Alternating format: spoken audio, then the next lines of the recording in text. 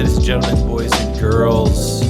RFK Refugees Podcast. Ted here, John here. John here joining you live from, where are you today, John? I'm in the Residence Inn Marriott downtown in Atlanta.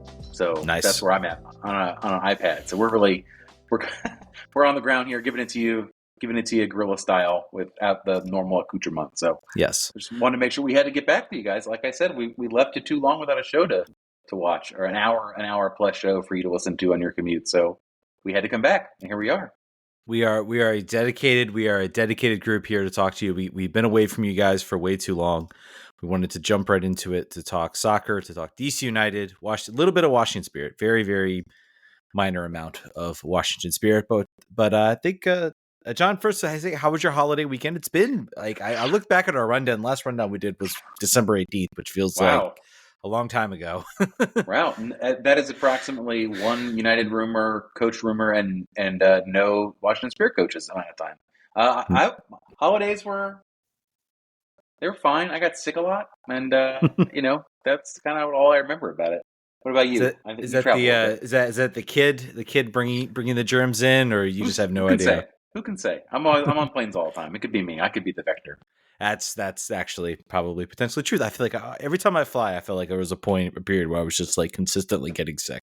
I feel fine the next day, and then the next day I'd be like sick. It'd be weird. I was in like an indoor kids playground thing, I think on Sunday, and I could literally, as I was breathing in, I could in my mouth feel like sick. Like I felt like just molecules floating that I could eat. I was like, this is bad. I'm definitely gonna get sick from this. But that's the things you do. You do kind of things like that. My holidays were okay, John. I'm currently participating in a dry-ish January. It's hard to do a dry January when your birthday is also in January. So, but it's towards the end of January, so I'm currently participating in that. So, but I had a lot of fun. Got to see family, do all of the things. Avoided sickness the best I could. Had a certain family member have the flu and managed to dodge that. So that's been good. So you gotta stay fit, because you might be called in to be a replacement ref here in February. I might be, and I missed that on the rundown, but we'll definitely get into it. That is one thing I missed. See, I asked you for hints, and you let me down. And I did it on the show. There you go. Fair enough. You're welcome. All right, let's get into it. Let's talk DC. It's been a while since we've been away from you, and I was really, really hoping we'd get an official announcement here. We want to pull the trigger on some interviews here. We want to find out. We want to give you guys content on who this guy is, because if you're a longtime listener to the show, there was another former Red Bull coach that DC was rumored to be hired, and we did a whole show with Mark Fishkin, wonderful guy over at Seeing Red. That's a collector's edition. That's if you have that on. It's like a what were those not NPCs? What were those? NFTs. It's like an NFT. If you have the download of that, it's worth money on the market. This show that's referring to. I'm sure it is worth 50 cents if you get the maybe we should market that. But anyway, yes, the then eventually Hernan Losada was hired, so that took a bit of a U-turn. I think this one, what we're hearing is from Stephen Goff that a contract has been agreed to. Nothing official, but we'll definitely look to get some content out for you guys. But Troy Lesesne, one of the, maybe not the candidate on the list that I think we all had. There were 4 candidates on the list, and I think we either liked about 3 of them. And he was not one of them. He was not one of them. But we'll get into a little bit. I'm become a little bit more positive on his potential hiring. But let's give some info about him. If you don't know who Troy Lesesne is, former New York Red Bulls intern coach in 2023, took over when Gerhard Struber left. That team was in turmoil, chaos, all the things you could say. This was the Van Zier racial incident, and Struber did not immediately take him off. They finished the game. It was a mess, to say the least, and the team was very much sort of circling the proverbial drain. And to give Troy Lesesne credit, he came in and managed to sort of rescue that team. He finished, I believe the team finished with 14 wins. They managed 8th place in the season. So they made the playoffs. Again, not super high up, but he also didn't get really a lot of help. I think what I've heard from fans, Red Bull fans really liked him. They really wanted him to stay. Mark Fishkin, who when I tweeted him out that we'll wait to bring him on to talk about it, said a team would be very lucky to hire Troy Lesesne. So he thinks very highly of him, and I trust Mark's opinion. He also finished as a New Mexico United coach in 2018 to 2021. So he certainly has more head coaching experience than Wayne Rooney. Certainly more than Wayne Rooney, and certainly more down the line. But John, give me your thoughts. I know you expressed meh disappointment. Has your tune changed at all a No, little bit, or is it the no, same? meh is still very much that. I feel like this is a. I have a couple thoughts, right? We haven't heard anything official from anybody, but one of my thoughts is if I am the GM who is very, very young, younger than I am even, and I was looking at potential head coaches for my first year in charge, first opportunity leading a team, I would not want a big personality. I would not want someone with prior GM experience. I would not want someone who overshadows me instantaneously and has a lot to say about player acquisition, a lot to say about play style, a lot of just opinions.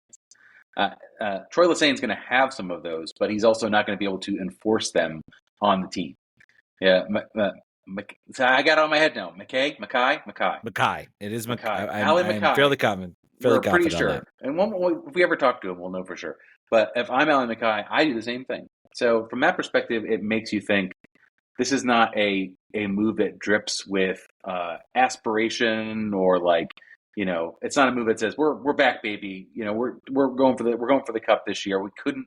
Why would we trust our team to someone with one half season of top level experience and 3 years at second division experience and then some assistant? We wouldn't do that because we are going for the title this year. This to me says this is a long-term rebuild. This roster is not fit for purpose. We're going to take it apart. We're going to get the parts that fit. We're going to draft. We're going to be young, and then we're going to do the things that we want to do. And Mackay, I think the conversation has been saying that we want a team that can press. And people have looked at this roster and said, so that is not totally true based on the players that we have already. We're going to have to make some moves. We've made some. We need to make more. I don't know. I would say I am still whelmed. I still think this is fine. It's not a move that makes people inherently angry. It's not a move that should really excite anybody overwhelmingly. It's just a fresh start, and you have to say, if you're a DC United fan, it seems like they're not making unforced errors here. They're making the choices they want to make, and you have to have some optimism that these choices are going to work out. You gave the keys to a young GM, relatively unproven, an assistant GM in the league, and former agent, and said, "Here's your keys. You got a 3-year contract, 3-year, right? I think.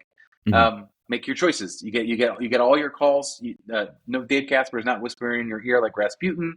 You can turn this roster over. There's 10 players we let go. We have a DP spot open. We have young spots open. So for better or worse, we're in the car with him.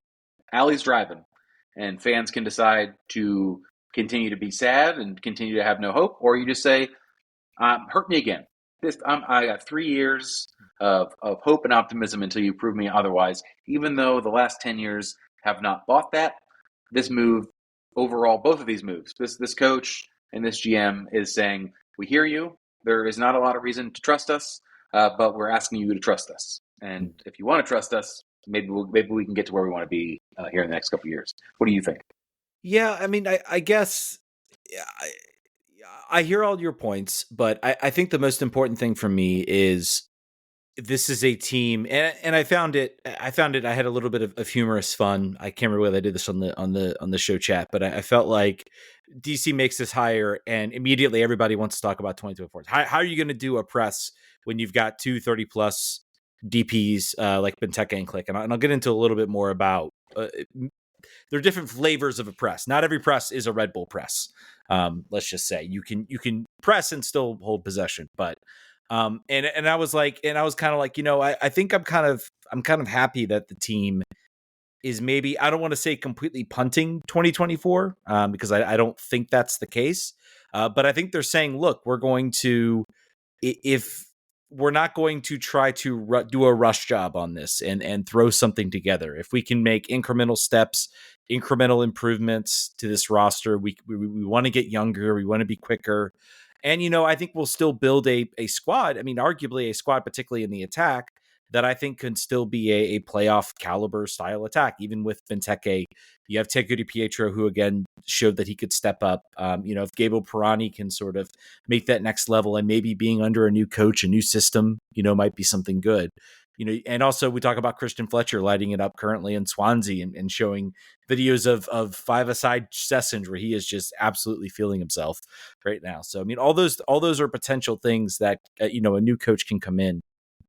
I will say that I agree with you. I think this was a hire that was, I think they maybe did look hard at Dominic Torrent. I think there was the talk that he was sort of the next level finalist. Apparently they couldn't come to sort of any type of contract agreement, which is not your favorite thing to read as a DC United fan. No, it's not, because it would be different if they had said it just wasn't a fit philosophically, whatever.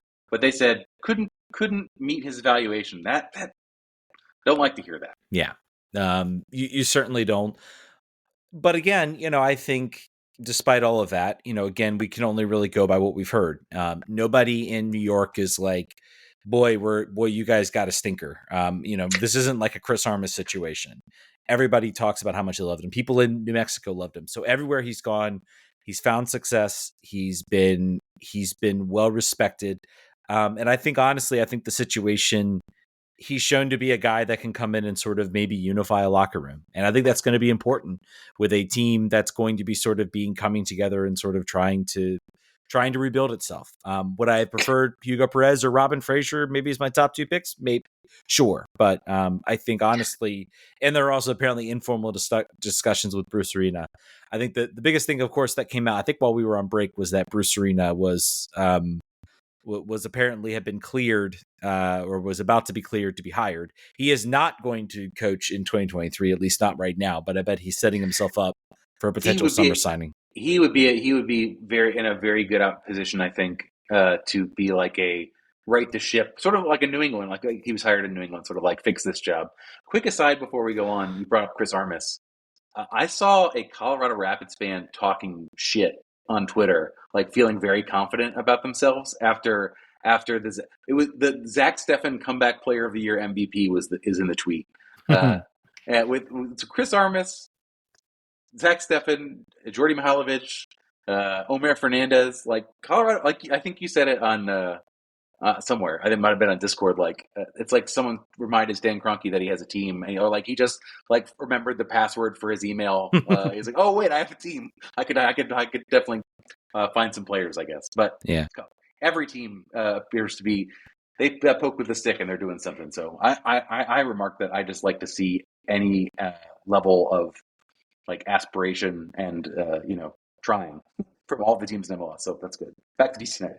Yeah, back to DC United. Again, I think one last thing about the sort of Troy Lesesne hire, I think we've seen from the roster moves of what you're doing, and I think you've kind of hinted at the idea of going young. I've talked about this for several years about how I want this team to maximize the talent that they have in the DMV area, to really own that region, to be able to be a club, because I think it's a city where if you can build homegrown stars and homegrown talent, that's a successful formula in the I think the DC area in particular. We talk about the Alex Ovechkins, we talk about the John Walls, guys that were young and selected and drafted, and I think it's sort of a different atmosphere than some cities where you go out and get a big splashy, free agent signing like Los Angeles or something like that. So I think this is a city that you can put yourself on the zeitgeist if you by developing big time players and building sort of big time stars, because those are the types of players that we love in DC. And I sort of see that maybe the beginnings of something like that. And I think, I think it's important. I want to sort of blend some questions in here. I do want to talk about. Thank you for the millions of questions you guys gave us during the break. You guys are unbelievable. Let's start with our Discord, DC Ulysses. This one I sort of want. I still want to discuss because I think it's 2024 is still. I'm not saying don't discount 2024, throw it out the window. I'm saying maybe let's think about 2024, but maybe let's also put a higher emphasis on how is this team going to look in 2025 and beyond. By the way, 3-year guaranteed contract for the Troy Lesesne. So if they fire him, they're paying him for 3 years. So I think that shows. I don't think it's a lot they're going to pay him. Probably not. Too. Probably not. But they're still. I wonder if are they still paying Lasada? I'd be curious to know that. Probably. So he's traveling all the time.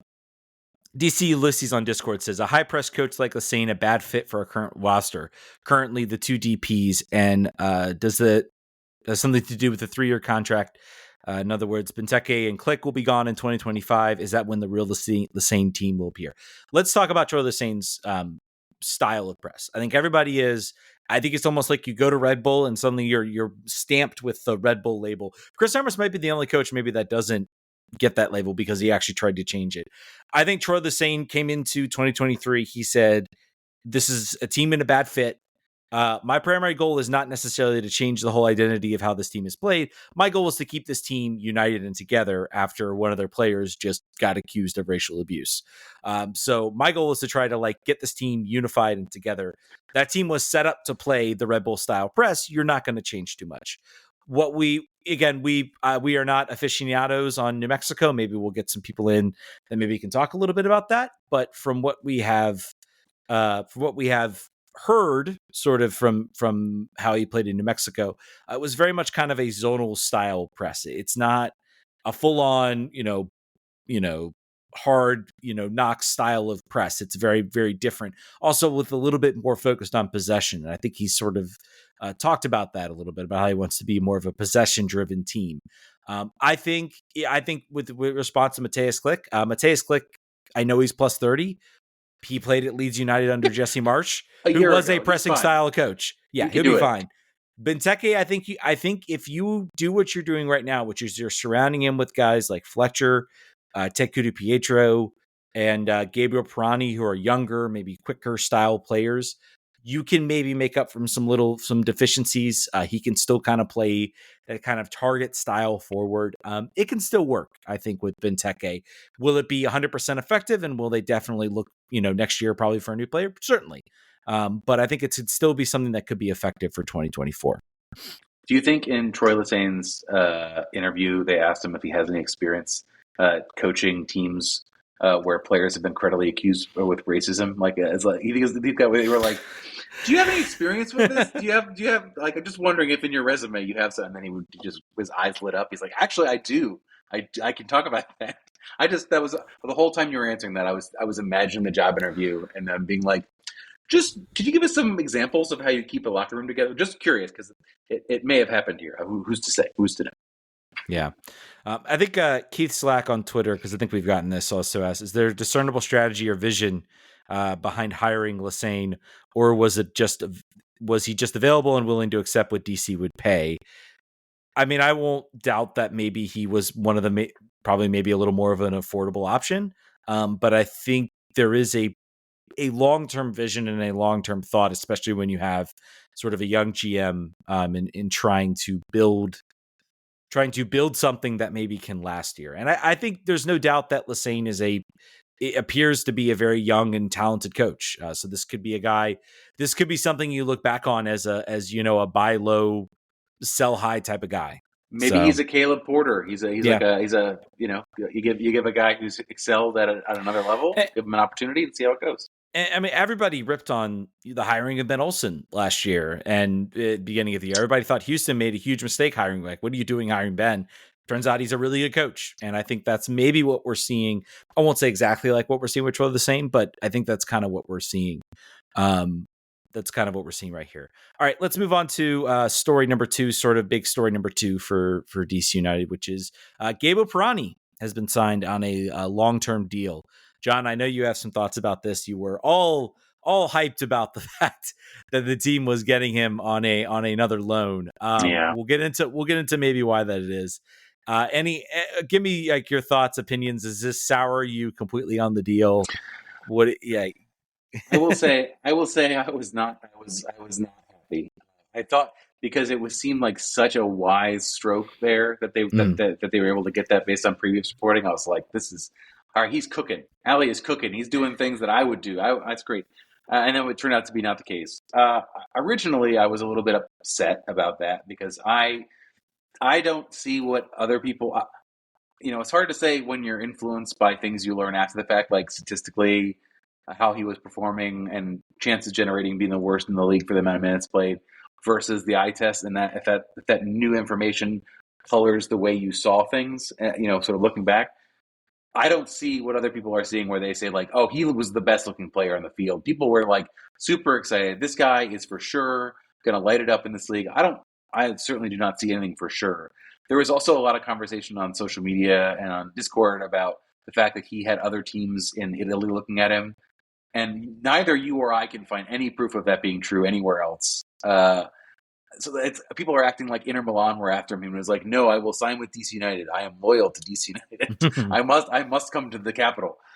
So I don't know. I'm incomplete. The thing that turned me around though, Ted, is someone looked at the record transfer fees paid for by DC United since 20 whenever they started paying transfer fees, like 2012 or 2013. Maybe like 2020.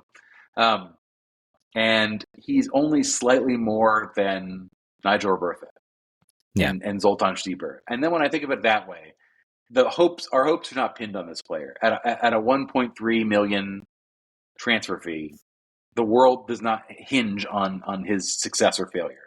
So that made me calm down a little bit about the whole thing. Yeah, I think it's pretty clear. It's pretty clear to me, and again, I have no insight into what happened, but I can just sort of read the tea leaves. I'm sure Santos was more than willing to offer to talk about an loan extension. I am sure that was predicated. They thought there is no way legendary Santos team of Pele and Neymar would ever get relegated from the Brazilian First Division, and then they got relegated. And I think that kind of possibly changed the tune where they were like, look, we kind of want him back because we need to figure out a way to get back in the Brazilian First Division. And he's a player who is clearly a top level player who will help us do that. But you guys do have the loan. So either pay us the 1.3 million, take the contract buyout, or we're not, you're going to have to pay a lot more or never at all. And so I think what happened is Mackay looked at that and said, well, yeah, maybe maybe they had a discussion, do we think we can get out of them? We've seen some good things, we've seen, we need to maybe give us something to build upon for next year. We see some good things, some things we could work on. He's going to get a brand new coach, a brand new system. He wasn't a complete bust, I would say, when he came here. I think he showed, like you said, I think eye test versus stats. But again, I tend to look at stats and I say, well, like DC was a mess. Like they were a mess heading towards that end of year. Like it was very clear things were just kind of like not good. So I think if you have a clear direction, I think he will be one of my players to watch this year. And they might hold off. I don't know. We'll see what happens with the summer. We talk about we'll get into a discussion maybe about where we think they go this year, whether they do get a DP in January, or maybe they just kind of sit tight, build out the depth, and then maybe look to the summer. This would maybe the one time I'd be okay with that. And put Pirani out there, see what he can do. He is on a U22 deal, so this is the U22 initiative, and that allows you to take these types of flyers, maybe these types of risks. Maybe find a diamond in the rough type of thing. It is I'm sorry. Compare that to the risk that LA Galaxy is taking for the Under 22 initiative, where they're looking at players from Brazil for $10 million in the same age range. So this is the kind of swing that we can afford to take, which is fine. We had a little bit of familiarity with them. It's fine. It's weird. This year we're seeing a lot of MLS players move back to South American club teams. Mm-hmm. There's just across the league. We've seen a big number of that. Leaving Portland, leaving Seattle, leaving Atlanta.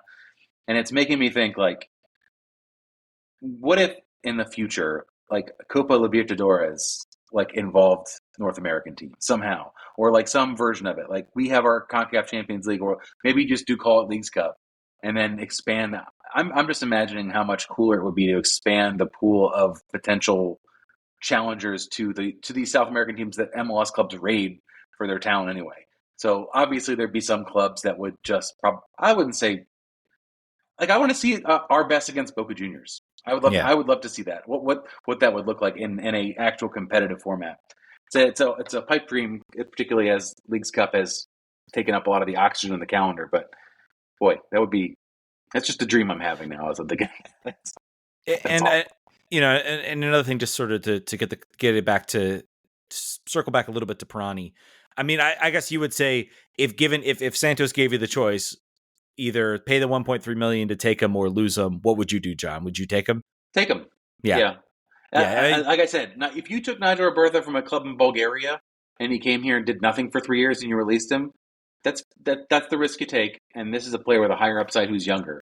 Yeah. He of course won the 2023 Pan America Games with Brazil, played a major role in that team. Again, Pan America Games, not the creme de la creme of international tournaments. And he's part of the Olympic team. I believe he's on the Olympic. I believe actually he probably will not be there for the start of preseason, which might be a little interesting because there's going to be some sort of pre-Olympic type games and he will be gone for that. So he'll miss the Saudi Arabian, which we'll talk about in a second. That was on the list. Saudi Arabia excursion, exactly. All right, two sort of other minor signings that have happened. I think positives in a certain sense. Jacob Murrell, their 7th pick in the draft, their first round pick in the draft, has apparently decided to forego college eligibility and sign with DC United. He's a big, tall forward. Again, John and I have not watched Georgetown. We can only sort of report what we're hearing. But we'll see what happens. Could he be loaned to Loudoun? Could he spend some time? I think right now with the way the roster's shaping up, he probably makes the bench and maybe plays a role. It seems to me maybe they're envisioning him as kind of a backup, Benteke backup, as sort of like a big target guy. I believe he's 6'3", so he's definitely not Benteke levels of athleticism and height, but he certainly is a tall player that can maybe yeah, good luck meeting the Benteke standard of being the best player in the air that MLS has ever seen, most likely. Duncan McGuire is a name that continues to be brought up around the type of player they're hoping he turns into. You'll remember a rookie from Orlando who scored almost, I think, maybe double-digit goals last year. Mm-hmm. I think that they had to make an offer to him that was credible for him to forego 2 years at Georgetown. So I would be betting that he was told that he would be in and around the senior team. I don't think he leaves Georgetown to go play for Loudoun. So to your point, I think they must have said, hey, depending on how things go in preseason, how you show, we could very much see an opportunity for you to, get some minutes this year, and then we'll see where you're at going into 2025. Yeah. And sort of more minor is Nate Crockford, goalkeeper from, I think it was Wisconsin. I didn't put the college down on the rundown, but I think that's correct. Yeah, but he was the 3rd round pick goalkeeper. Apparently Miller, still recovering from his shoulder injury that he suffered at the end of last year. Apparently doesn't look like he will be ready in time. So this is sort of a emergency / goalkeeper death, probably pretty cheap, but maybe a guy they think can get some minutes and show. I think we're probably looking at week 1, Alex Bono being the starter. This is a player who is going to get minutes in the preseason and then likely will never even see the bench, with Zamudio taking the bench spot. This is an emergency signing. I think that this is the kind of guy, if you had an MLS Next Pro side ready to go, you'd sign and stash and say, we've got now our pool is 4 instead of 3. We don't. So I think they'll sign him for now and probably waive him, or maybe they'll, depending on the contract they sign him, probably non-guaranteed. But if he's signed for the year, they might loan him out so he gets some minutes somewhere. Yep. But not Loudoun, because they have 2 goalies already that they're in love with. So Hugo Farreau is probably going to play most games then. This team, I really hope we get in. This organization, I understand they want to put the team in Baltimore. I am at the point now where I'm just like just start a team. You can move it to Baltimore. No one's going to care. Just get a Next Pro team, play them at Audi Field. There'll be 5 people in the stands. Who cares? Play it at Segra Field. Find a dates. Who cares? But they need to get a move on this. They really risk, and I really am serious. They risk falling behind because we're seeing teams like the Columbus Crew that have maximized that ability to sort of have the depth. And when you pick up injuries, you need that type of depth. So the Columbus Crew have performed so well in the MLS Next Pro League that their coaches are being hired to coach MLS sides. Yeah. So this is a credible opportunity. To your point, these draft picks that you have been previously not taking serious at all and have not panned out. To be fair, they've not gone somewhere else and then succeeded. So that's part to do with poor scouting and maybe player pool. But you need a place to stash these players and give them an opportunity to develop within your philosophy. Gotta do it. Yeah, I got to do it. Let's get to the probably the actual bad news bad news relative on the list, which is DC United heading to Saudi Arabia for preseason, which I don't think anyone this here necessarily love. But it is what it is, I guess, on that front. So they're heading to Saudi Arabia for preseason. I think then they will return to Florida, if I understand correctly. No, these games will probably not be streamed. Yeah. Before you tweet, maybe they will though. Maybe they. I mean, the game. Maybe they will. Who knows? That would be at least like one small benefit to this is if like you're going to go to Saudi Arabia, you're going to take that Saudi Arabian money to go have your preseason. Like the least you could do is stream these games. Are we playing like? I'll be very curious to see who we play. Are we playing the Saudi teams and like a lot of them? I'd be curious to know who will be on that roster because a lot of those teams, if you haven't been keeping up with, a lot of players who sign there are like, nope, actually, yes, the money's nice, but my family's not really happy here. I'm not really happy here, and I'd like to go back, please. I'd like to leave. So it is a bummer that Benteke has to come to DC to report for camp because he lives in Dubai. So you're telling me he has to fly across the world to go check in and get weighed and then fly all the way back to Saudi Arabia. That sucks. They should let him not do that. That is my. If you're listening, DC United, don't make him fly over here. Give him a break. That's a player. There are some players I think that will end up in that Gulf region, and I'm sure we'll be perfectly happy. He's right there. Gulf region. I think that's certainly a place for him to retire and spend his last couple seasons. I think that's right. Yeah, Jordan Henderson from Liverpool, I don't think was necessarily one of the players who would necessarily be happy in Saudi Arabia. But anyway, he talked a big game about how great of a move it was. I think what happened was the dollar sign, like the cartoon spinning dollar signs in his eyeballs. He's like, "Oh, I think it's actually great. I love it here." And I know this is a quick aside. I did not have this on the rundown. But a quick aside about this is like how smart. Like hearing all these stories about people being unhappy at Saudi Arabia. The games that there's TV contracts in for I'm pretty sure for these games, but they're on Fox Sports. I think I've had them show up, and I think it may have been AFC Champions when I turn on morning footy and just kind of let it run while I work, and then suddenly I'm look up, oh, there's AFC Champions League games on. I mean, some of the crowds do not look interesting. The games themselves are not interesting. I have no desire to sit and watch them. I think we're seeing sort of the money doesn't solve all problems type of aspect here. It's similar to what happened a lot with when China was big into all of this too. But since we're down this aside, not like the show is going to be long anyway, so let's just go down this aside. Fair. The differences, and a couple differences I think that are worth drawing out. China, the problem why China failed is the checks stopped cashing because they wanted to. The purpose for the Chinese league was to. And similar to Saudi Arabia, they wanted to create a better level of domestic players so they could compete internationally better to benefit the league and to benefit the country like in a sporting way. Saudi Arabia continues to do these things solely as a means of geopolitical reputation management or laundering or however you want to call it. And here's the thing, for better or for worse, and probably for worse, is it's working exceedingly well in a very short amount of time. Like DC United are going here. Inter Miami are going there. You got the biggest players because you gave them the most money. That's not exciting. But the fact that they continue to pull teams over, you have them. They're on Fox. The conversations have stopped being necessarily about like how dare these players go over there, and people have just sort of stopped paying attention to it writ large. But they still have the big names, and people look up like, oh, what did Neymar go? Oh, he went over to Saudi Arabia. I didn't know that.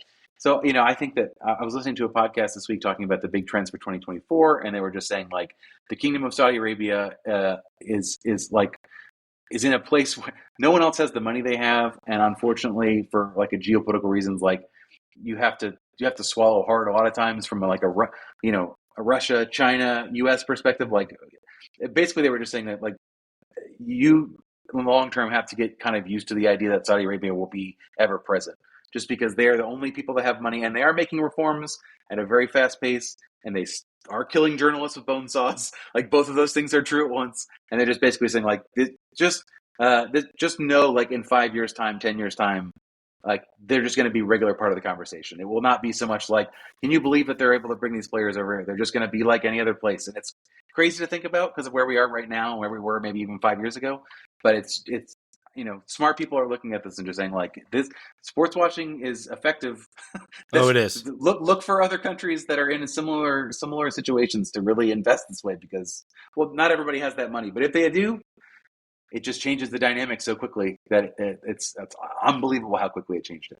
Yeah, we've seen what's been happening with golf. I mean, they've had F1 races in Saudi Arabia, and it's all just kind of been, part of the calendar. And the Kingdom of Saudi Arabia owns Newcastle United at this point, and that It's was just crazy, man. a big hubbub, and again died away. It's sports watching is extremely effective. Even when the Qatar World Cup, we talked about that as sort of the you don't talk anymore about the things that happened. I mean, from an American perspective, I think it has a sort of sad overtone in that we lost Grant Wall during that tournament.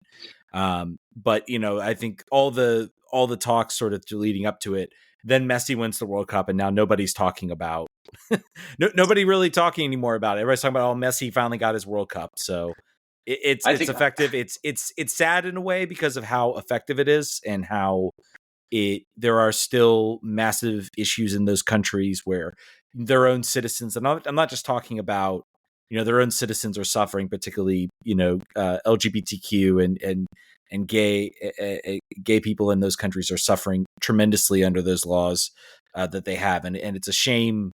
It's a shame at how effective it is at kind of just sort of, hijacking the conversation. And I will agree that I think there will still be players that will see those dollar signs and run.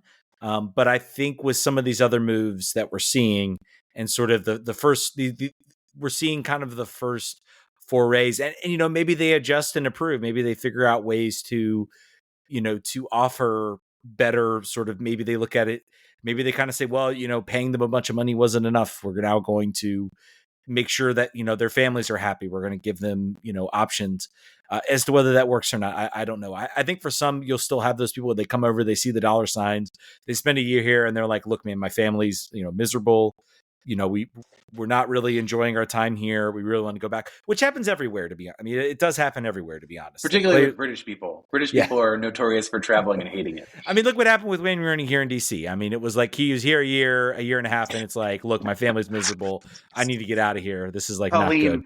Colleen acting like DC is Riyadh. Just like, there's no culture here. I have to get out of here. Yeah. Yeah. But yeah, so completely went off the rails this show. I feel like we were on a nice tight path, and then I wanted us to not be. I wanted us to, take the scenic tour on our first show back. Do you want to put the referee information right here? That's sort of like a good fit before we go to the Spirit. Yeah, let's do it. Let's talk MLS referees. So if you haven't been paying attention, and this is something that is near and dear to my heart as somebody who is a referee, the Professional Soccer Referee Association, of course, has been negotiating a contract, a new sort of collective bargaining agreement with MLS, and apparently things are not going well. PSRA is definitely, I think, trying to sort of step up. They want, higher pay. They want their sort of demands met. I think higher pay is sort of the biggest thing. And apparently they are extremely far apart. I think they wanted like something like a 50, 60, 70, 80% increase, some high percentage. And like MLS was like, here's a 5% or here's a 3% increase. So things are apparently they're very far apart. It looks like there might be a work stoppage sort of imminent between these sides. And, I think it seems to me maybe there was some play at part. If you haven't read, again, still in a fantastic piece to read, go check out Pablo Maurer's piece where he basically was spent the day sort of following the MLS Cup final referees around. And it's a fantastic piece to read. Really well done. Pablo, again, love him or dislike him. I think there's some people that think he's a little full of himself. He is, in my opinion. He can be. Sometimes you can be when you're talented. Yeah, he is still the preeminent soccer writer, writing things that I think he is one of the most creative soccer writers in this country right now. We've lost Grant Wall, who I think also had that ability to sort of think outside the box. He wrote the LA Galaxy and the Beckham story, which again was a story, but sort of convincing. But to do the types of things that he does, and the amount of work he puts into it is incredible. But anyway, so back to the original point. So what we've seen from a lot of discourse with fans, and what I've seen is people be like, "Oh, that means we don't get Ted Uncle." Oh, that means, and I want to stop people right there. In all these situations, never be on the side of management when it comes to labor, particularly labor that is trying to fight for better pay. I understand there are people out there that don't like certain referees, that think referees are they're all terrible. They're all out to get your team. And I tell you, that's And completely they are. false. They all are. All of them. They all hate all of you in the world. They hate your favorite team. But if we want to start the conversation of having better referees, maybe we need to pay them better. The scale that these referees make, I think, is somewhere between $50,000 and $100,000 at sort of the top end. Again, that's the top end. Your referees that are just breaking in, $50,000 might be nice, but they're still probably working a second job. And a lot of referees, I'd say most, if not all referees, this is sort of a side thing for them. They usually have a main job where they are getting income. So increasing their pay maybe turns them more into a full-time job, and then they can actually focus. And maybe if you can get younger referees where they're making this and they say, hey, this is a career, I can go be a professional MLS referee at 23, 24, and I can develop and be better than when I'm, then just breaking in at like 28 and 29, and then having maybe 4 or 5 years of like decent before, my experience starts to run out. That all comes from better pay, and that comes from paying these referees better and fostering that talent. It's the same thing as fostering soccer talent. It's just different. We will say we have had this before. In 2014, there was an actual work stoppage for the referees. It didn't really go well, I think, for the PSRA. I think they were maybe thinking they basically brought in some older referees, some guys who hadn't refereed in MLS in a while. They brought in some maybe some outside referees from across Central America. Things didn't really. There wasn't the Fail Mary moment in week 3 of the NFL season, which, go look it up if you don't know what that is. There wasn't sort of a flashpoint moment where there was just such a bad call. What I will say, I think maybe the fact that the Professional Soccer Referee Association, PSRA, thinks maybe they have an opportunity here is that VAR is now into the conversation. And that is something that requires like a training. Like you actually have to be certified to do VAR. It's not something you can just hop in and stick a bunch of guys on the computer screen. Like there's protocols, so there's things you have to follow. There is necessary training to go do that. So I think, and also the PSRA is much more unified. I think when it started, there was just sort of the top end of the MLS guys. So basically MLS said, well, we'll just go down and grab guys from USL, guys from the lower divisions.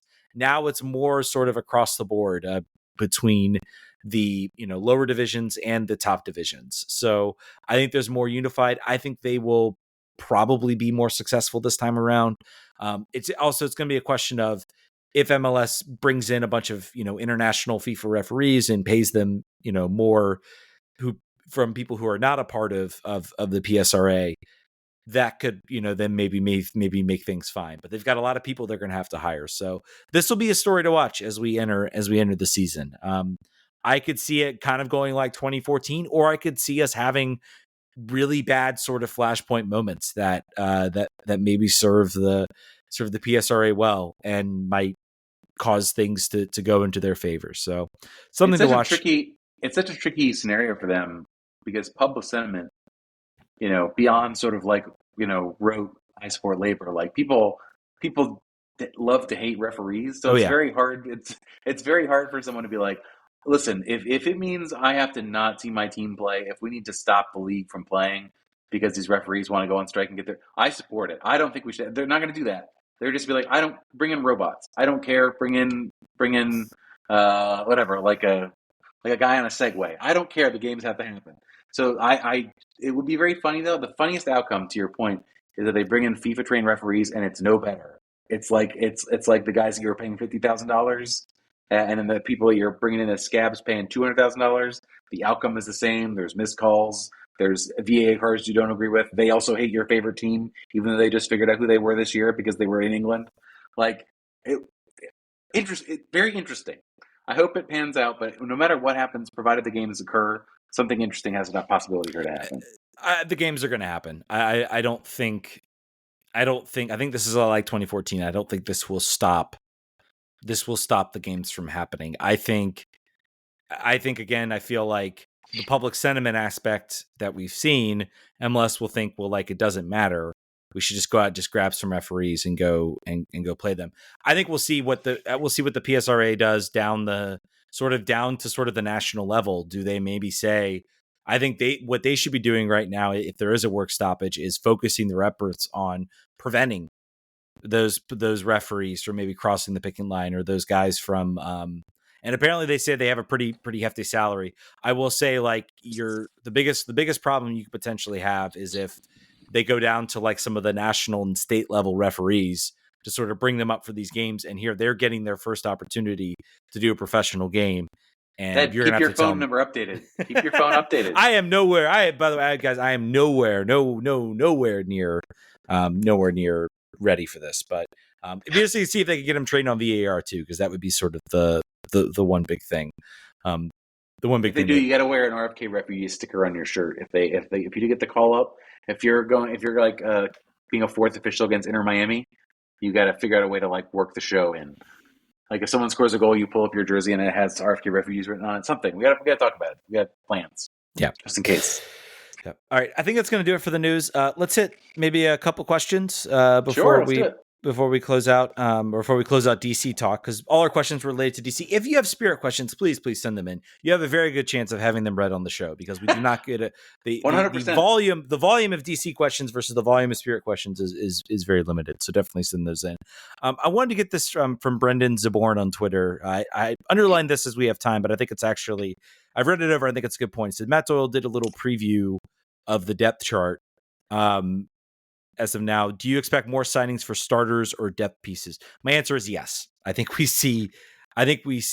You look at the 11. I think the real big question is out there on that right wing. The question's going to be, does Lesesne and Mackay, do they think Christian Fletcher's ready to sort of maybe take that role? Do you think Jackson Hopkins is ready to step up? What happens? Do you think Martin Rodriguez is in there, or do you maybe look to bring in? Is that maybe where you look for the DP? Is that where you bring in the designated player? I don't know. I think that is an interesting conundrum. Matt Doyle also had them playing sort of a 3-2-1-4-2 or something like that, or a 3-4-2 or something, 3-4-3 or something like that. I don't think we'll see three defenders with this team. I don't think they have the depth for that right now. So again, and I think you're probably looking at maybe at least one more established center back type depth. Yes, center back for a starter, not depth. Yeah, starter. I think you have a rotational three center backs. I think you've got Birnbaum. I don't think Jared Barnett, who's the guy they signed from St. Louis. I think he is not even Brendan Hines-Ike level at this point. I think you need to get one more guy you're very comfortable starting next to Birnbaum in a rotation with Matai. I think that's a must-have. That cannot not happen. Yeah, you cannot go to war with the army you have here in defense. No, there's going to be. I expect a lot of moves to start flying in for this team, whether they're via trades. Maybe we'll see some most of the free agents I think have kind of been used up. So I think you're going to see a lot of trades coming in. Lesesne is going to be working the phones like Wayne Rooney, bringing over all his friends. I'm sure he's got the hookup in the USL. We'll find some folks. Yeah, but you're right. Bartlett, by the way, is the defender. I think he is very, very depth. I think he is very, very raw compared to Brendan Hines-Ike, who may be a little bit more established, but I think you're seeing depth. I think that's sort of right attacking position, and maybe sort of then the depth back below, with the idea that I think by summer, your hope is that Akinbone is locked down that starting role. Like, he is the best starter out there. He is flying high, and then maybe you start to field some offers for him, which I think could happen close to the end of 2024. Also forgot, and just to remind everybody, Donovan Pines is not here. Some people will still ask about Donovan Pines. I believe he is not here. He's got an offer from Barnsley, I believe, 3rd Division England. Yeah, he's talking with Barnsley. I don't think anything's sort of done yet. Nope. He might end up back on. Nothing's set in stone. Nothing's set in stone for him. I think he is very much, his head is turned. DC is the no one else wants me. Fine, I guess I'll go back and talk to DC. I think that's what Mackay was certainly talking about when he was like, Well, we'll talk if the interest is there. I think they've said, here's our offer. And he said, okay, thank you. Let me go see what else is out there. And then I we'll, feel like he doesn't do that. I feel like he doesn't fill the role that we just talked about what we needed, though. I wouldn't call yeah, him like I feel like his spot is gone. I feel like with the trade with St. Louis, that was his spot. And they're hoping and Matai is having more. It's going to be more of a feature. So I don't know. It doesn't yeah. seem like there's room for him. You might be right. You might be right. I don't know. We'll see. I wouldn't close the door until he's holding up a shirt from another team. I don't know if that door is necessarily closed for him just yet, but we'll wait and see. As far as death pieces, I think this team needs a lot, particularly center and midfield. There's not a whole lot there past Matthias Klick and Russell Knaus. I think obviously you want to bolster that depth in there. But a player to watch. I say you can't have hope of another Knaus like Iron Man season because he's only had 2 ever. So just keep that in mind from a depth perspective. Yeah, it'd be interesting to watch. I think one player maybe we're not really talking that hasn't really been getting a lot of talk, but one player I'm watching is Jeremy Garea. I think this is a crucial year for him. Is he on the team still? He's still on the team. He's still on the roster. So Loudon waived him, yet he's still on DC United's team. He was officially waived by Loudon. I thought he was still technically on. I have to go back and look. Maybe he is. He's still listed. He's still listed on the club roster. So I can. And they've made changes. So that would be weird to have. They got rid of other players who were gone. Yeah. And also, you also neglected to mention Garrison Tubbs, who might be a guy. You're right. Another spot that Donovan Pines has been taken from. Another young player that's going to get rotational minutes in those positions. Yeah. Or to your point, Ted, or to your point, like you made previously about 2024, maybe all these kids play all the time, and maybe that was part of the thinking in this hiring. Like we're not expecting you to win MLS Cup this year. We want you to give all these young players minutes and have them better at the end of the season than they were at the beginning. That's your only job. Yeah. This year, that's your job. Jeremy Garea is still listed as a midfielder. He's still listed as under contract in the announcement. So he's still there. Okay. Anyway, so I think you're going to see a lot of moves coming up. I think especially now that you have a coach, there's maybe another voice in the room.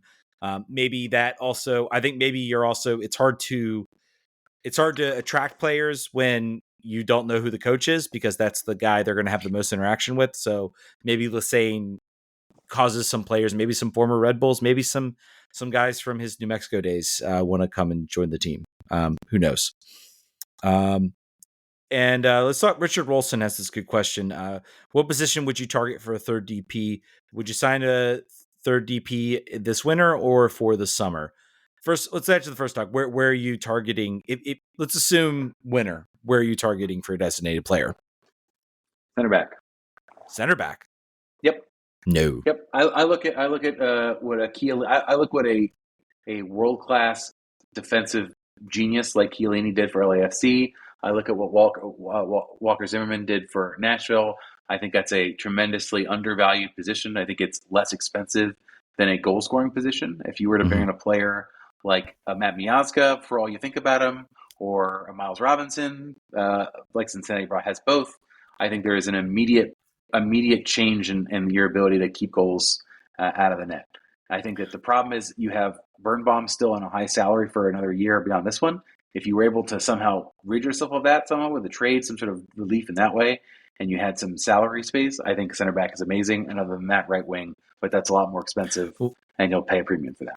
Well, keep in mind, DC United right now has 2 open U22 slots. If they sign a senior level DP that makes above the designated player or the TAM level that you can basically buy down, which is like 1.6 million. That includes the transfer fee. They lose one of those U22 slots. We've seen the team talk about how they want to maximize those slots. That's where they want to look to grow. I would be on board with a young designated player signing. I would actually more look as far as like a defensive player. I would look more towards that U22 slot to fill that role. Find a young defender who's extremely talented, who you're bringing in to, maybe a guy you're looking to grow for the next few years, and then look more towards the attack end for a maybe still a young DP, but a guy that maybe is a little bit more expensive that sort of meets that designated player threshold. So something to watch. I think I would not be surprised if they wait till the summer.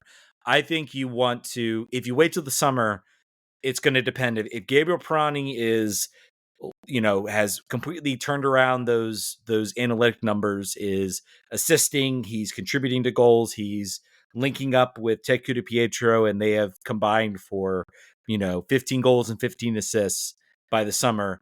You have your number 10, and then you can look elsewhere. I think a lot's going to depend. I think Gabriel Pirani is going to be, if it goes well, I think you see them look, maybe elsewhere in the summer. And I think that's why I think they're going to maybe keep their powder dry for the summer. And I would not be 100% against that right now. So, what was the second half of that question? It says, do you think they sign a third DP this winter or wait for the summer? Okay, yeah, I agree with you that the summer is more than likely. Yeah. Again, this is the one time I'm like, yeah, wait till the summer because we're building something here. We're doing something. So we're not just. And they're never going to come out and say that our goal is to not. They're going to say our goal is to make the playoffs. That's what they're always going to say. Yeah, and that still may be true with also the secondary goal of development is the primary objective for these players. I think if Matej Akambone starts to gain serious minutes and starts to really develop, I think a Christian Fletcher makes that sort of leap. If Teku Pietro continues his tear, if Gabriel Pirani starts to turn it off, I think this is a playoff team. I mean, even as constructed, and you get some other help in there. Again, a lot of teams can make the playoffs, and I guess that's what I'm looking for if we want to call a successful year in 2024, is if this team makes strides where you can see, okay, there's something building here. They have a Cincinnati, not last year, but the year before type season where they're 4th, 5th in the playoffs, and they are, not really, but they kind of have a huge bounce back where suddenly people start to take notice. I think that should be the goal for this team, not necessarily to go out and win the cup. I mean, nice also to win the Open Cup. Maybe we could use that as a springboard. We'll see. Jesse in the 202 also on Discord with a kind of a cheeky question. Can account this team's resources, available players, and where other teams in MLS are. Is Ben Olsen the greatest DCU coach ever DCU has ever had? I would say absolutely, sure. That's certainly the conclusion we would come to. No, it's probably Bruce Arena, but as a joke question, yes. This also came after our boy Wayne Rooney, no longer at Birmingham City. Oh man, what wild that whole saga. There's got to be a book coming out about that saga. There has to be something. Fred Briand very excited about the fact that he done uprooted his family for 12 weeks in Birmingham. He's also he's also looks like he is no longer with the team. So Troy Lesesne wants to bring his own staff. I think I think we talked about. I think some people said, well, this is what you do. We're talking about a rebuild, complete separation. I'm like, on the surface, yes, I agree with that. I think it might be helpful to have a guy who is young, hasn't been around the team very long, but also still has like a rapport with the players. You're asking a lot. You're asking a lot of him. So unless you can convince Steve Birnbaum to do it, I think you got to bring back Briand, or maybe Bill Hamid. Bill Hamid for bench coach. Somebody. Maybe it would be great. I think that there is. To your point, the conversation was nothing about this team in the last 10 years is worth saving, and I don't think that's true. I think that there's you have one of your assets. If you're DC United, is who DC United has been over time. And if you're able to find a player who knows that and can say, I think there's a value in the in my day conversation. It doesn't have to be Fred. It could be a number of players who have gotten their, I don't think there are a high degree of expectations on your third assistant coach. If you were to go find an ex-DC United player who's interested, that can contribute in some way, you should do it. I think there's enough players out there that you could think of. Yeah I think it's I think the top end we wanted change, and I think we're getting that change. Once you start getting a little below that, I think there's some importance maybe to have some type of connection, and I just think he can offer a bridge. Is more. I'm not saying he's going to be making big tactical decisions, and I think you want to be a place that can maybe grow some coaches. we'll see where he ends up. I wish him the best. I think he has always been a great guy, and I think from what we have not heard, we've heard all but good things about his time here in DC. All right, let's shift gears. Let's talk about Washington Spirit.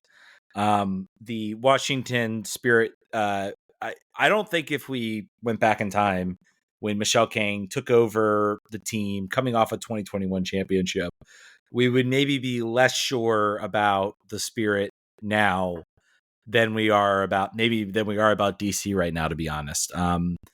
Vibes are not good.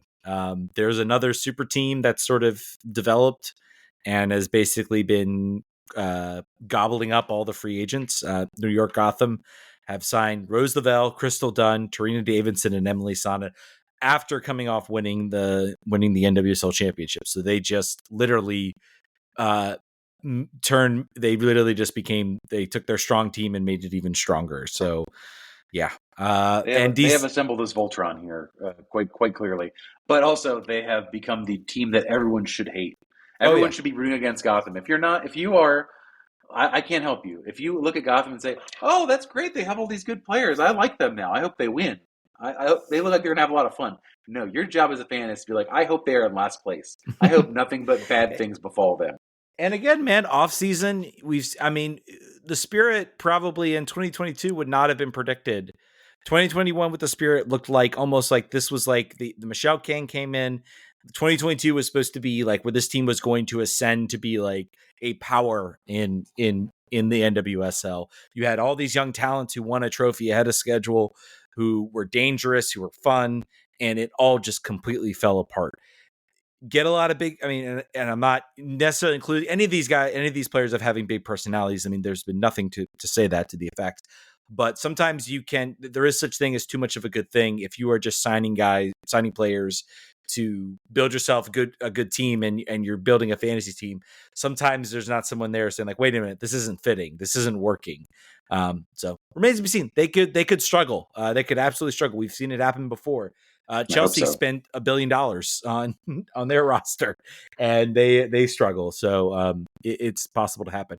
Still no word. It looks like I think at this point we can say Jonathan Giraldez will be the coach of the Washington Spirit. It's just eventually he will probably come in the summer. Leads the question: who's going to be leading this team? Who's going to be coaching this team? And I think that's still been a frustrating thing about the fact that this team still can't seem to find everybody.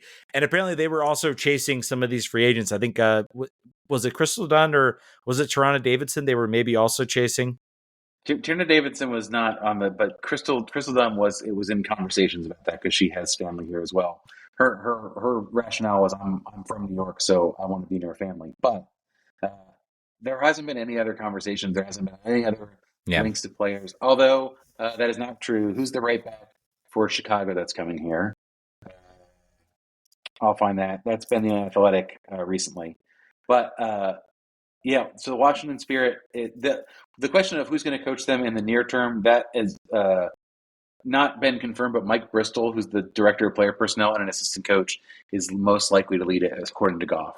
So that is not exciting from a standpoint of like they've got to get all the way to June for this coach to come in and install his system.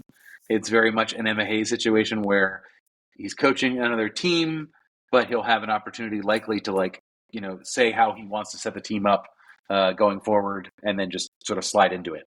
So I think it remains to be seen. I don't know how great that is. The fact that Mark Krikorian will be the man in charge of the draft here in a couple weeks or a week. I don't even know when it is. Sometime, I think it's next week. So it's hard to say. I think you've had this coach identified and he's likely to be the one. You can hopefully try to stock some players that would fit that style. The club has 2 first-round draft picks, I believe, this year, or is it? I think they do. They have some top-level draft picks. They might have had to give one away in the second round for draft protection in the expansion draft, but the team has holes still. Right back is still an open question now with Dorian Bailey having been taken. I think that was by AFC. I'm pretty sure. There's lots of so questionable There's lots of moves to be made. I don't know what we could. Let's talk about the salary cap real quick. I think By the that's a way, part. I just want to jump up. Casey Kruger, That's the name. is the player. She's a free agent that the Spirit have apparently close to signing. So there's your right back, by the way. There's your right back, and Nicole Barnhart, also coming from free agency. Welcome back, Nicole Barnhart. That it's just really kind of like with all the news about the Gotham and every of them signing, and then it's like, welcome back. All due respect to Nicole Barnhart, she's been a longtime player in NWSL, been a great goalkeeper in NWSL. All due respect, but I mean, I think even if you talk to her, she'd be like, yeah, like it's definitely like, bad timing for me. Not the best timing for me. I don't want to be following up. I don't want to be following up like two like US, basically what 2-3 U.S. soccer Hall of Famers that have signed free agent contracts between Lavelle, Dunn, and Sonnet. I don't know if you call Davidson that level yet, but certainly those three are U.S. soccer Hall of Famers to be coming up. So go ahead. Sorry, you wanted to move on to a new topic. No, yeah, I was just going to say we don't necessarily know what kind of players they can bring in because we don't know the salary cap situation. But hilariously, the NWSL was able to increase their salary cap by 40% this offseason, and it still remains under $3 million. So just so you know how much room there is to grow, I think where clubs are getting $50 million evaluations or $60 million in the case of Portland Thorns, I think 40% a year over year is probably the path they need to be taking on this. Oh, I was also going to say that Paige Mateer got a new deal and is re-signed for 3 years, so good for her. Yeah, good for her. I will say about the salary cap is $2.75 million doesn't seem good. I think it's good that it went up. I think it's good that it's increasing. I think it is a reflection of the competition that they know that they have to start, putting their money where their mouth is if they want to hold on to certain players, if they want to pay certain players, if they want to keep certain players from going to Europe. Because now going to Europe or going to Liga MX is not a death nail for making the national team. In fact, there's a lot of players that have gone outside and have done very, very well for themselves. And those clubs all have a lot more money on their men's side in a lot of cases that they can afford to spend basically, and really with their budgets, it's like a line item. So I think it's positive that the salary cap increased. I think it's positive that we're going to see. I think it's allowed for more moves like this in free agency. They can offer better contracts to those players and still fit them all within the cap. Michelle Kang, by the way, she dropped, continuing to build her women's soccer empire. Global women's soccer empire, buying the London City Lionesses. Funny enough, a team like I legitimately thought, and this is totally bad on my part, I thought every single like women's soccer team in England was like attached in some way to like the men's side. So the fact there was like another club, and it's like this is not a club, and I looked around, there are others too. So just out of interesting, like I thought it was like a given that all these clubs just had attachments to men's side. So the fact that there's like this like independent club that's in like the second division against all these other massive teams that have massive budgets is really cool. So pretty recently founded too, I believe. Yeah, like fan founded. That's cool. Yeah. So that's some money into there, and I'm not against Michelle Kang flexing some muscles and building, I guess, a city football group for the women's side. I think there's not really anybody else. Really, she's probably the biggest sort of overarching investor in soccer.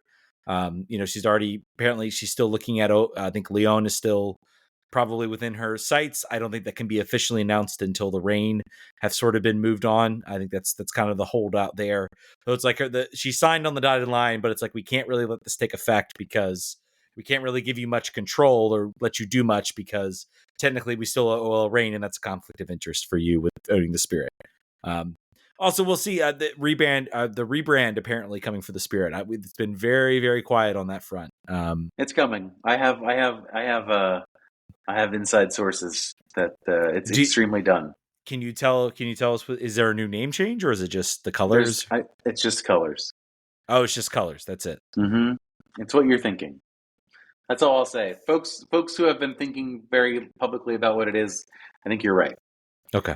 I think the other thing to say too, the last sort of Spirit related thing that I wanted to say that I've now forgotten around Michelle Kang. Oh, the the Washington Spirit have re-upped their training center deal with DC United for 3 more seasons. Oh yeah, I think that's of note because numerous times Michelle Kang went up into the press box and talked about how close she was. Potential, she was taking site tours around the area. She was feeling good about it, and now 3 years for sure they'll be at in Loudoun. So I think that's a matter of, she doesn't have infinite capital. She's got money, but the London City Lionesses could not have cost very much money. So I'm not gonna pretend that that's a situation, but the Lyon Club costs some money. And I don't think the Spirit are necessarily profitable yet either. So I would be curious to see if there's some sort of a capital flow problem for Michelle when she's looking at, and also 8% interest rates, 7% interest rates on financing are still a challenge. So yeah, and I think it's also, I think there might be I think maybe she got in and she thought maybe there was some government prerogatives she had to go through to acquire the land. Maybe there was some zoning. Who knows? I mean, there's a lot. It can all seem very simple when you're touring sites and you're looking for sites, and then suddenly you're kind of like, I don't like what I see right now, or this is not going to be ready in time for me, or I need to wait a few more years. She was looking at Potomac Yard, and then she heard someone had dibs on it. Oh, really? No, I was kidding. Okay. Leon's sister's like, oh, I'm going to take that. Thank you. Yeah, but anyway, I think I'm not really, as far as we know, I'm not willing to question much. I think she's still I think she still has a focus on the Spirit. I think this team needs to start going out and winning soccer games and building. I think last year's season definitely left a poor taste in everybody's mouth. And I think honestly they need to. I'm hopeful they get this coaching hire right. You know what it could have honestly been. It could have honestly been they went out and they hired the coach, and then they're like, all right, I think we need to readjust here because we had to pay a lot to bring this coach in. We also know for a fact that they have let go of a lot of a lot of staff that a lot of fans really liked, and I think that's encompassing on the fact that the sales maybe haven't been to their expectations. So those people have been asked to leave, and new people are coming in. So it'll be an interesting story to watch. I don't want to say the honeymoon period is over, but I think it's maybe running a little thin with some fans, and they want to see results and they want to see a successful team. And it's not easy watching your New York rivals gobble up a bunch of players and you're kind of sitting pat. So yeah, remains to be seen. All right, folks, I think that's going to do it for this episode. We called a long show and we gave you all a long show. So we'll probably be back in a couple weeks. We'll have maybe some other content once this coaching hire is official. Preseason's coming up. We'll see if we get to watch any games. I'm going to guess no. So we'll all have a nice, lovely guessing period. And by the way, like MLS and NWSL as well, you want us to care. You want us to do this. You signed this whole deal with Apple, and yet you still can't stream games. Can you just do it? Can you force at least like a tournament or something where they have to stream it? I don't know. It bugs me. All 300 of us were very, very upset about this. Well, we want to see it. Who cares how many people are watching it? It builds up excitement. It gives. You talk about, the people that do watch it are going to be the media. The people that do watch it are going to be, and those are the people. Maybe someone isn't going to watch on a Friday at noon, but someone who's paid full time to follow the league will watch, and then they can tell the fans who listen, the 5,000, 6,000 fans, hey, I saw great things from Gabriel Pirani. He looks like he is rejuvenated. Yeah. It's I don't know. They need to stop thinking about how many people are actually watching and understand that having these games broadcast also serves your media personalities who will watch it well and allows them to give content that the fans want to hear so you can grow excitement for the season. Right. Anyway. Media people paid full-time and media people paid not full-time. That's a reminder to go to patreon.com/RFK Refugees. Should you want us to watch a preseason game at noon on a Friday, that's a good way. That's a good way to get us to do that. So thank you. We actually got 2 new Patreons this last week. I'm not going to do names, but thank you very much for that. Please join us, and then you'll get an extra shows on Fridays that no one else gets to hear ever. So that's a nice thing for you. Yep. All right, folks, that's going to do it. Thank you guys so much for listening. Thank you guys for all the support you've given us. We will catch you guys in a couple weeks. Vamos.